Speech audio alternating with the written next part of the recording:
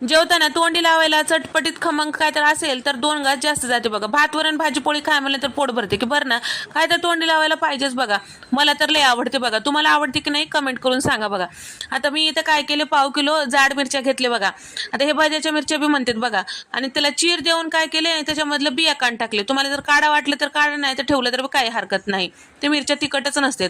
आता याच्यामध्ये भरण्यासाठी मी इथं बेसन पीठ घेतले बघा 1 कप भर, आणि कोथिंबीर घेतली बारीक चिरून घेतलेली, थोडं मिरची पावडर, हळद, काळा मसाला, धने पावडर आणि चवीनुसार मीठ, चमचाभर जिरे टाकून घेतले बघा. आणि आता या पिठामध्ये जेवढं बसेल तेवढं दही टाकायचं, पाणी बिनी टाकायचं नाही बघा. आणि या पद्धतीने भरून घ्यायचं. आणि कढईमध्ये थोडं तेल टाकायचं आणि हे मिरच्या यामध्ये ठेवून छान वाफून घ्यायचं बघा. आणि झाकण काढून मधात 1 ते 2 वेळेस परतून घ्यायचं बघा. भर परतू नका, हळूवारपणे आपल्याला परतून घ्यायचं आहे बघा. छान नरम झाले की तयार झाले बघा. 2 दिवस छान टिकून राहते बघा. आवडलं तर लाईक करा.